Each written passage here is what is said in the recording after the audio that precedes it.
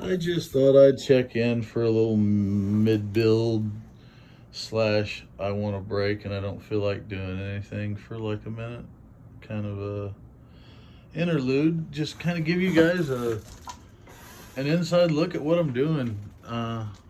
This is kind of new for me. So like trying to decide like what do I share with these people? What do they want to see? Like how do I offer them value for their contribution? I want to make sure that they're rewarded. And this is a start. If you think it's corny, tell me that, and say, hey man, like we'd kind of like to see this or that, and I'll do my best.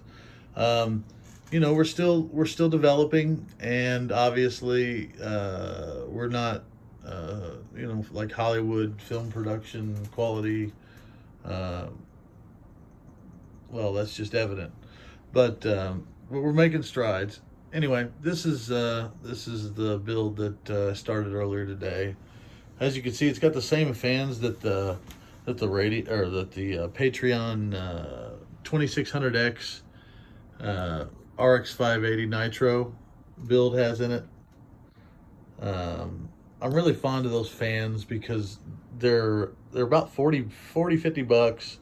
You get 5 fans, you get the hub. It takes one SATA cable. You don't even need a fan header. The remote control adjusts the fan speed. It also is ARGB, so you can have fun with that. You don't have to use motherboard software, which is a royal pain in the butt sometimes, depending on the manufacturer. I'm not going to name names, but I will say that with the build that I'm working on right now, I would prefer not to use the RGB software that the motherboard maker provides, if I can avoid it in any possible way, because I'm just not personally a fan. You may be, and that's fine if you are. For me, it's just not my thing. Anyway, so that said, those fans are really handy, um, because they're addressable. They work really well. The hub's got good range. The remote's got pretty good range. The effects are pretty decent, and they actually move air. And for cheap fans, they're not terrible at all. They're remarkably good. Um, I'm not going to sit here and tell you this is like a Noctua quality fan. It's not that. That's not what this is. This is a $40. You get 5 fans for $40 kind of thing. But as far as those kind of deals go, it's kind of hard to beat this. It really is.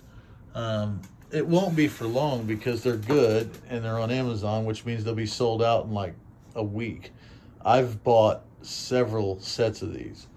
Well, at least 2 that you've seen. One's in the build that I'm going to give away in a month or two. So you've seen those 2, and there's another box of them right there. So yeah. So anyway, yeah, just checking in. This is a MSI X470 Gaming Plus, or I'm sorry, yeah, Gaming Plus Max, and got the Wraith Prism on there. That's the 3200G, 16 gigabytes of RAM. Now here's another little thing that something that we should touch on. This is 16 gigabytes of 2400 megahertz RAM in a Ryzen build. Okay. Yeah, I put my foot up. I'm gonna let you just sit on that for a minute and get mad at me. Why? Why would I put that in there? Well, because it overclocks well, and I know that. I know that because I bought a cheap kit of RAM, tried it out, worked well, and that's how you find these things out. QVLs are great. Qualified vendor lists are amazing, but what you have to understand is that all they are is a list of the RAM kits that the vendor has tested so far and has said, yeah, that works. Just because your RAM isn't on the list doesn't mean it won't work with that board. It literally only means that MSI, Asus, Aorus, Gigabyte, ASRock, even BioStar, whoever, it just means they haven't tested that RAM with that board yet. That's all that means. it probably will work if the speed is within the spec of the chipset, motherboard, and CPU. And to be honest with you, usually those specs are conservative. So, for instance, this is a 3200G. I think that the official spec on this is like 2933 for the memory speed. And you know, it's Zen Plus, so I guarantee you I can slap a 3200 kit in there and it'll run fine. But anyway, back to this kit. This is 2400 megahertz. This is silicon power that makes this RAM.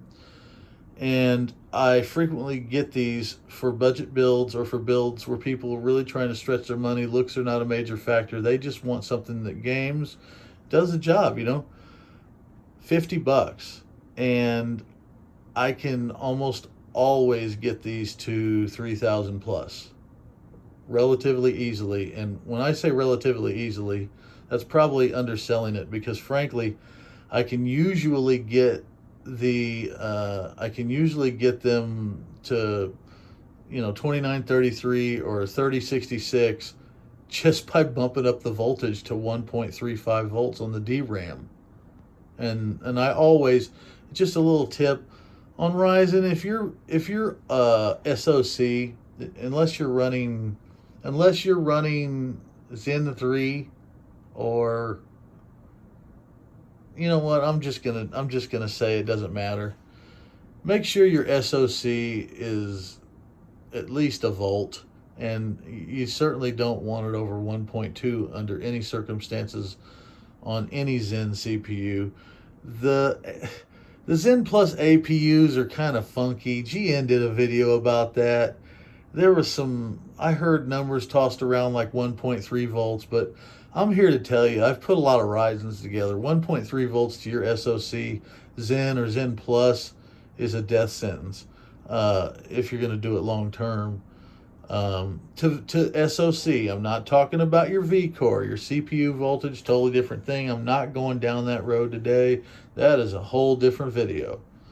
Yeah, so SoC for Ryzen, it really helps the memory, in my experience, on every generation so far. I haven't really tested this hypothesis out with the 5000 series, but every generation up to the 3000 at least, 1, 2, and 3, including APUs, including Athlon. The Athlon 3000G, this processor, for instance, the Athlon 3000G is another one that I can say that I've experienced and it worked. So yeah, and I mean, it's just a matter of going in, and I set the voltage to 1.35, sometimes 1.4, and occasionally I'll go in and I'll loosen the timings a little bit, or I'll just manually tweak them. But honestly, if you just leave the timings on auto and just bump it up to like 3000, set it to 1.35, you know, set command rate to 2T, or, you know, that helps sometimes to stabilize cheaper RAM if you want to save a few bucks. So it's just a couple things to keep in mind. And these are just ideas and things off the top of my head. This is not some official tutorial video. This is just thoughts of a builder and things that, you know, that come up and that I think of when I'm building a computer, and that I've come across. And maybe it'll save you a few minutes when you do. Maybe it won't. Maybe it'll help somebody else though. And if it does, that's all I care about. So I want to get this. I want to get this kind of wrapped up for the night. I want to get the GPU in here, and I want to get the wires all managed and everything plugged into the board. And even I'm obviously not going to get this delivered tonight, but I'd like to see it buttoned up tonight, and tomorrow I'll put the operating system on it and the drivers and all the fun stuff that I get to do on screen. I will definitely do a first boot tonight, because I will not be able to sleep until I see a UEFI. So this is Andrew again. It's about I don't know, like you care. It's 6 o'clock my time. Anyway, I'll talk to you guys again soon. Yeah, later.